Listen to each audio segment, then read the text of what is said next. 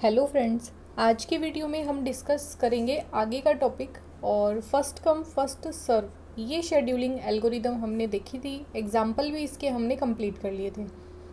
First come first serve जब हमारे पास FCFS algorithm थी और जो है शेड्यूलिंग एल्गोरिदम की ज़रूरत क्यों पड़ी, ये बात एक सोचने वाली है। ठीक है, तो कुछ ड्रॉबैक थे फर्स्ट कम फर्स्ट सर्व में, जैसे हमने पीछे डिस्कस भी किया। जो प्रोसेस सबसे पहले आएगी उसे CPU सबसे पहले दिया जाएगा। और FCFS में एक ड्रॉबैक क्या है कि जो प्रोसेसर है वो इस किसी भी प्रोसेस को एक बार लेने के बाद बीच में छोड़ नहीं सकता, बीच में वो क्या कर नहीं सकता, प्रीम्प्ट नहीं कर सकता।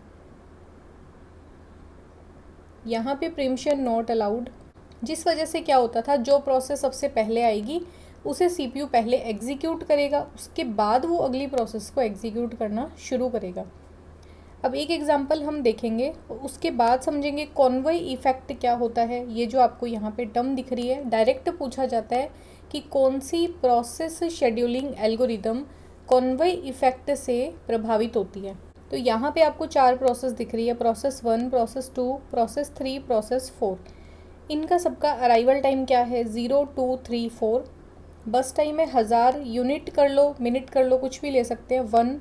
प्रोसेस 2 का है 1 बस टाइम, प्रोसेस 3 का 2 और प्रोसेस 4 का 1।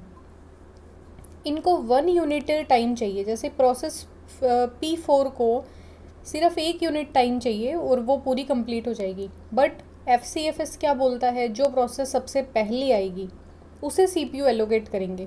पहले कौन सी आई है, P1, तो P1 को हम CPU एलोकेट कर देंगे। प्रोसेस 1 आई 0 पे, P1 कब तक चलेगी, 1000 तक।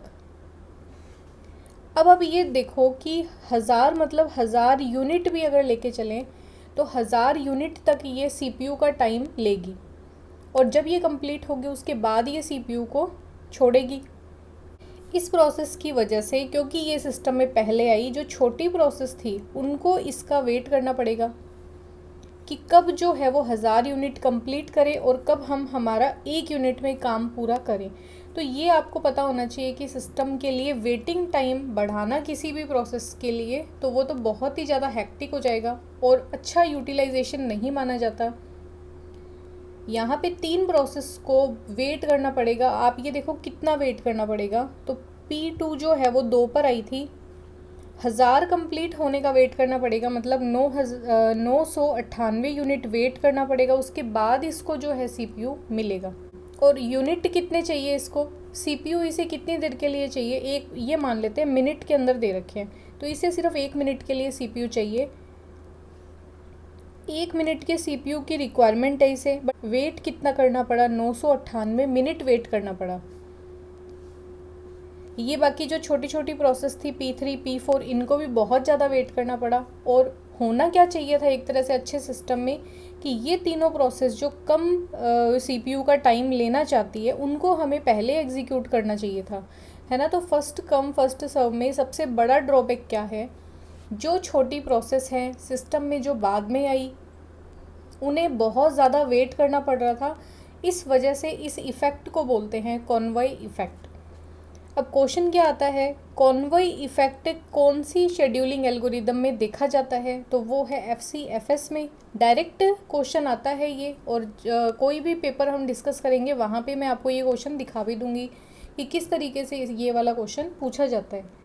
और ये इफ़ेक्ट आता क्यों है, क्योंकि FCFS जो है वो नॉन प्रीएम्प्टिव एल्गोरिदम है। नॉन प्रीएम्प्टिव है, उसको बीच में रोका नहीं जा सकता। इस वजह से जो छोटी सारी प्रोसेसेस हैं उनको वेट करना पड़ेगा, ये कंपलसरी है उनको वेट करना। इन सब ड्रॉबैक की वजह से हमें एक नई शेड्यूलिंग एल्गोरिदम को लॉन्च करना पड़ा या फिर नया लाना पड़ा, वो कहलाती है शॉर्टेस्ट जॉब फर्स्ट। अब ये हमारी सेकंड शेड्यूलिंग एल्गोरिदम है जिसको हम पढ़ेंगे, अच्छे से इसके क्वेश्चन देखेंगे और क्लियर करेंगे ये किस तरीके से काम करती है। सिस्टम में जितनी भी प्रोसेस आई उनमें से सबसे छोटी प्रोसेस को ये एग्जीक्यूट करेगी। बस आपको इतना सा चीज़ ध्यान रखना है। इस पे हमें क्या क्या पॉइंट ध्यान में रखने हैं, यहाँ पे वो प्रोसेस सेलेक्ट की जाएगी जिसका स्मॉलेस्ट एग्जीक्यूशन टाइम होगा। अब इसे एग्जीक्यूशन टाइम भी बोल सकते हैं, इसे हम बर्स्ट टाइम भी बोल सकते हैं, और इसे हम CPU टाइम भी बोल सकते हैं। तो CPU के द्वारा जो काम किया जाएगा वह टाइम सबसे कम जिसने प्रोसेस ने मांगा है उसे सबसे पहले हम एग्जीक्यूट करवाएंगे। सबसे बड़ी बात ये, इसे हम शॉर्टेस्ट जॉब नेक्स्ट एल्गोरिदम भी बोलते हैं। शेड्यूलिंग एल्गोरिदम है ये। और जिस प्रोसेस का अराइवल हो चुका है, ध्यान रखना है कि एग्जीक्यूट करवाने के लिए भी उनका सिस्टम में आना भी तो ज़रूरी है। तो जिन प्रोसेस का अराइवल हो चुका है उनमें से सबसे कम जिसका बर्स्ट टाइम होगा उस प्रोसेस को हम सबसे पहले एग्जीक्यूट करवाएंगे, या फिर ये बोल सकते हैं उस प्रोसेस को सबसे पहले हम CPU देंगे। अब शॉर्टेस्ट जॉब फर्स्ट जो एल्गोरिदम है ये प्रिमिटिव भी होती है और नॉन प्रिमिटिव भी होती है, बट दोनों में फ़र्क फिर क्या है। प्रिमिटिव वर्जन मतलब जिसको बीच में रोका जा सकता है। CPU को जब रिक्वायरमेंट है, जब भी कोई हाई प्रायोरिटी की प्रोसेस आई, CPU चलती प्रोसेस को बीच में हटा के वापस रेडी क्यू में भेज सकता है, वो प्रोसेस कहलाती है प्रिमिटिव। और प्रिमिटिव वाला जो वर्जन होता है वो कहलाता है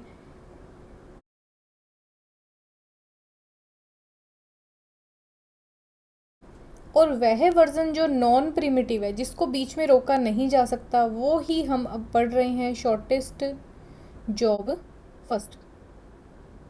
अब इसको SJF बोल दो, आप शॉर्टेस्ट जॉब फर्स्ट बोल दो, या फिर आप शॉर्टेस्ट जॉब नेक्स्ट बोल दो, दोनों एक ही बात है। बट ये कौन सा वर्जन है नॉन प्रिमिटिव, इसको भी FCFS की तरह बीच में रोका नहीं जा सकता। और अगर हम बात करें SJF का प्रिमिटिव वर्जन, तो उसका नाम बदल दिया, वो कहलाता है शॉर्टेस्ट रिमेनिंग टाइम फर्स्ट। या फिर वो ये भी बोल सकते हैं कि SJF जो एल्गोरिदम है वो यहाँ पे आपको सॉल्व करनी है, साथ में इसका कौन सा वर्जन है, ये प्रिमिटिव SGF है, SGF है। शॉर्टेस्ट जो फर्स्ट है बट कौन सी है, प्रिमिटिव। या तो वो इस तरीके से दे देंगे आपको मेंशन करके, अदरवाइज वो नाम क्या यूज़ लेते हैं, shortest remaining time first scheduling algorithm. अब इन दोनों के एग्जाम्पल देखेंगे, अच्छे से आपको समझ आ जाएगा दोनों में क्या फ़र्क है, कौन सा वर्जन होता है, कैसे वो काम करेगा अगर हम उसको प्रीएम्प्ट करवाएं, और कैसे वो काम करेगा यदि हम उसको प्रीएम्प्ट ना करवाएं। बट दोनों ही स्ट्रेटेजी में आपको ध्यान रखना है, सबसे छोटी जॉब जो होगी वो हम सेलेक्ट करेंगे, सबसे छोटी प्रोसेस को हम सेलेक्ट करेंगे और CPU उसे हम एलोकेट करवा देंगे। इसे हम शॉर्टेस्ट जॉब फर्स्ट बोल दें या फिर शॉर्टेस्ट जॉब नेक्स्ट बोल दें, एक ही बात है। अराइवल टाइम, और इसको हम 80 बोलेंगे शॉर्ट फॉर्म में। आगे हमें काफ़ी क्वेश्चन करने हैं, तो मैं अगर 80 लिखूं तो आप समझ जाना वो अराइवल टाइम है। और BT का मतलब है बर्स्ट टाइम। ये इतनी चीज़ आपको दे रखी है, प्रोसेस कब सिस्टम में आई तो वो होता है अराइवल टाइम, और प्रोसेस को CPU कितनी देर चाहिए वो होता है बर्स्ट टाइम। इसको CPU टाइम भी बोल सकते हैं। हमें सबसे पहले क्या करना है, हमें एक गैंट चार्ट बनाना है। इस गैंट चार्ट में टाइम लाइन के ऊपर हम प्रोसेस को एग्जीक्यूट करवाना शुरू करेंगे। देखो 0 पे कौन सी प्रोसेस आई, 0 पे प्रोसेस आई है P4, सिर्फ एक प्रोसेस। तो छोटी या बड़ी देखने की तो कोई दिक्कत ही नहीं है क्योंकि अभी तक प्रोसेस ही एक है। P4 को डायरेक्ट हम CPU एलोकेट कर देंगे। P4 कितनी देर एग्जीक्यूट होगी, उसको 3 यूनिट तक CPU का टाइम चाहिए। 0 से लेकर 3 तक हमने CPU दे दिया P4 को। अब जो है CPU वापस फ्री हो गया 3 यूनिट पे आके। 3 यूनिट पर आपको देखना है कौन कौन सी प्रोसेस सिस्टम में आ चुकी हैं। ये प्रोसेस तो देखो कंप्लीट हो गई, इसको हटा दो। अब जो है प्रोसेस कौन कौन सी आ गई, देखो P1 आ गई, P1 2 पे ही आ गई थी, हम अभी 3 पे हैं तो कोई दिक्कत नहीं है। और जो 3 है वो भी सिस्टम में आ चुकी है। दोनों में से बर्स्ट टाइम किसका छोटा है, आपको दिख रहा होगा, P1 का 6 है और P3 का 8 है। छोटा किसका है, P1 का। तो P1 को हम पहले एग्जीक्यूट करवाएंगे। कितनी देर उसने CPU मांगा, 6 यूनिट तक, तो ये चला गया 9 तक। ठीक है, टाइमलाइन 3 में 6 जोड़ेंगे तो 9 आ जाएगा। अब हमने P1 को भी कंप्लीट कर दिया। जब CPU 9 यूनिट पे होगा तब जो सिस्टम है उसमें कौन कौन सी प्रोसेस आ चुकी हैं, P2 भी आ गई और P3 पहले से आई हुई थी और P5 भी आ गई। ठीक है, अब हम देखेंगे नेक्स्ट CPU हम कौन सी प्रोसेस को देंगे। हमारे पास प्रोसेस बची कौन कौन सी है, एक तो 2, एक 8 और एक 4, मतलब P2, P3 और P5 ये तीनों प्रोसेस पेंडिंग है, अभी उनको CPU नहीं मिला।